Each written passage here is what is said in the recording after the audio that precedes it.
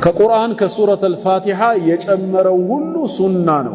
ሰላት ላይ ስንቆም በኢማሙም ይሁን በማእሙሙ ወይ በግሉ በሚሰግድ ሰው ዋጂቡ እስከ ምንድነው ቂራአቱ ሲባል እስከ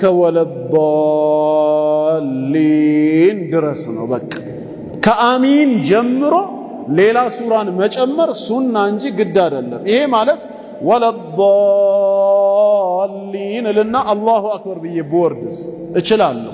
አሚን ማለት ግዳጅ አይደለም፣ ሱና ውስጥ ነው፣ እዛው ነው የሚመደበው። ለምን የፋቲሃ አካል አይደለም አሚን። ነቢያችን ሰለላሁ ዐለይሂ ወሰለም ናቸው ኢማሙ ገይሪል መግዱቢ ዐለይሂም ወለዳሊን ብሎ አሚን ያለ ጊዜ ፈአሚኑ እናንተም አሚን በሉ።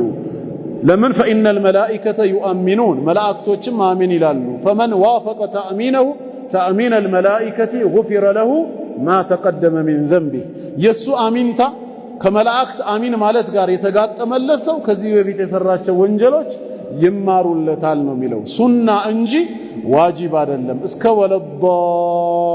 ወለዳሊን ድረስ ያለው እሱ ነው ግዳጁ ነው።